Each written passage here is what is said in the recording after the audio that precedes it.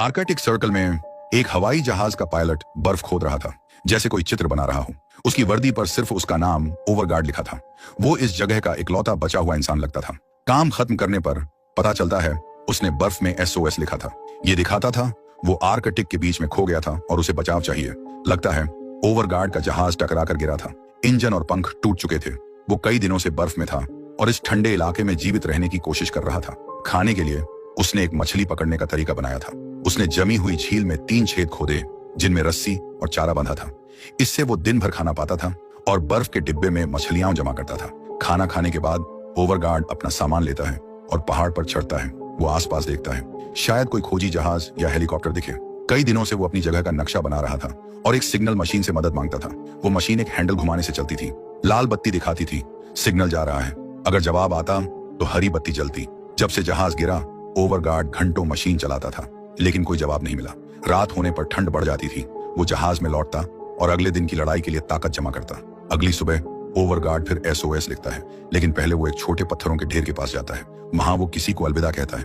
लगता था वो पत्थर किसी साथी की कब्र थे जो शायद हादसे में मर गया। सम्मान देने के बाद वो फिर खोदने लगता है। वो पत्थर हटाता है ताकि SOS साफ दिखे। उसका मकसद था कोई पायलट ऊपर से उड़ते हुए उसे देख ले। फिर वो मछलियां देखने जाता है, लेकिन सारे हुक खाली थे। एक छेद के पास उसे बड़ा पंजा दिखता है, शायद बर्फ का शिकारी जानवर था। डरते हुए ओवरगार्ड जहाज में भागता है और तब तक अंदर बंद रहता है जब तक सुरक्षित न हो। खतरा टलने पर वो फिर पहाड़ पर चढ़ता है। वो सिग्नल भेजने की मशीन चलाता है, हरी बत्ती की उम्मीद में, लेकिन नतीजा वही रहता है। वो आसपास देखता है, जैसा उसे डर था। दूर एक विशाल सफेद भालू दिखता है। वो खाना ढूंढ रहा था। कोई रास्ता न होने पर ओवरगार्ड जहाज में लौटता है। वो सो जाता है और अगले दिन अपनी रूटीन शुरू करता है, लेकिन कोई बचाव नहीं आता।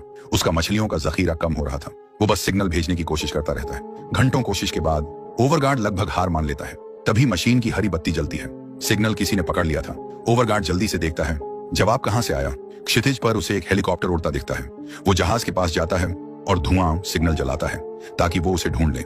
सौभाग्य से हेलीकॉप्टर उसे देख लेता है और उतरने की तैयारी करता है, लेकिन तेज तूफान से हेलीकॉप्टर बेकाबू हो जाता है।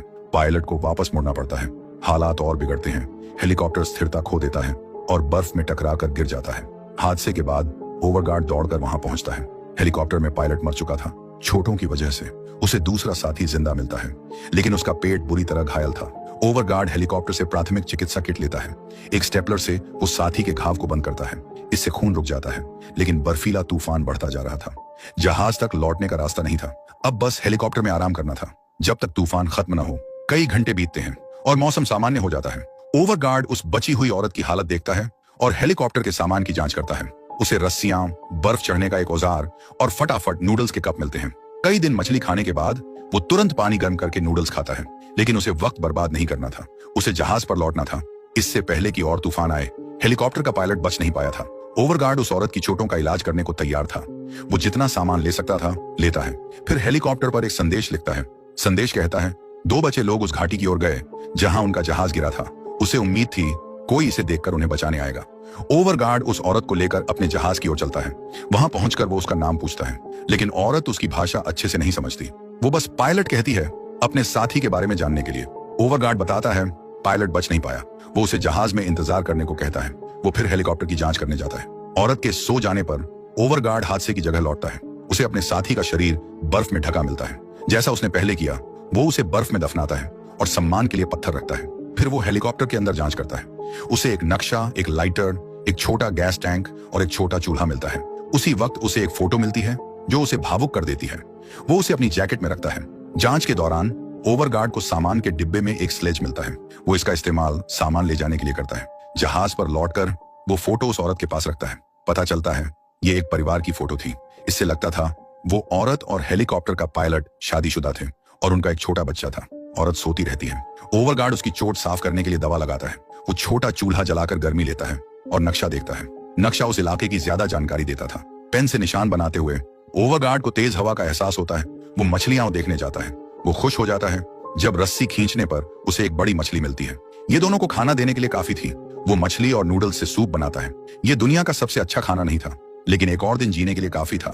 सूप तैयार होने पर वो औरत को जगाता है, उसे खाना देता है ताकि वो ताकत हासिल करे, लेकिन अपने पति की मौत ने उसे भूख और ताकत से खाली कर दिया था। ओवरगार्ड जिद करता है कि वो खाए। वो उसे भरोसा देता है सब ठीक हो जाएगा। कई दिन बीत जाते हैं। ओवरगार्ड सिग्नल मशीन से मदद मांगता रहता है, लेकिन पहले की तरह कोई जवाब नहीं मिलता। वो सोचता है उस औरत को कैसे बचाए। वो औरत की हालत बिगड़ रही थी, रात भर खांसती थी। अगली सुबह ओवरगार्ड उसे देखता है। वो औरत से हाथ दबाने को कहता है ताकि दोनों गर्मी और खून का बहाव बनाए रखें, लेकिन औरत बेहोश थी और उसकी सांसें भारी थी। ओवरगार्ड उसकी चोट देखता है, वो और खराब हो रही थी। उसे मुंह से खून निकलता देख उसे डर लगता है कि औरत ज्यादा दिन नहीं बचेगी। हिचकते हुए ओवरगार्ड उसे वहीं छोड़ने का फैसला करता है। उसे लगता था इस हालत में दोनों नहीं बच सकते। अचानक वो उसका हाथ पकड़ती है, जैसे शुक्रिया कह रही हो। इससे ओवरगार्ड को और हिम्मत मिलती है। वो नक्शा फिर देखता है। नजदीकी गांव तक जाने में कई दिन लगेंगे, लेकिन पहाड़ों से एक छोटा रास्ता था जो जल्दी ले जा सकता था। आर्कटिक के बीच में जोखिम लेने का फैसला करके ओवरगार्ड ज्यादा रस्सियां और चारा तैयार करता है। वो मछलियां जमा करता है और सामान स्लेज में रखता है। औरत सो रही थी। ठंड से बचाने के लिए वो उसे स्लीपिंग बैग में डालता है। वो जहाज पर आखिरी संदेश लिखता है कि 2 लोग गांव की तलाश में उत्तर जा रहे हैं। ओवरगार्ड स्लेज को रस्सी से बांधता है, उसे कंधों पर रखता है और बर्फ के विशाल रेगिस्तान की ओर चलता है। लेकिन नक्शा देखकर उसे पता चलता है रास्ता वाकई उत्तर में था। वो जहाज लौटता है, संदेश ठीक करता है और उत्तर की ओर चलता है। मोटी बर्फ से गुजरते हुए वो फिर नक्शा देखता है। मंजिल अभी बहुत दूर थी, फिर भी वो हार नहीं मानता। वो औरत को पानी पिलाता है। कई घंटे बाद दोनों यात्रा का दूसरा हिस्सा पूरा करते हैं, लेकिन रात होने वाली थी। ओवरगार्ड बर्फ खोदकर एक गुफा बनाता है ताकि वो आराम कर सके। वो औरत को खाना पानी देता है। दोनों सो जाते हैं, उम्मीद करते हुए कि कोई सफेद भालू ना आए। सुबह होती है। ओवरगार्ड ज्यादा कपड़े और मास्क पहनता है। एक और तेज तूफान आ रहा था। रास्ते में उसे बर्फ में ढका सामान मिलता है।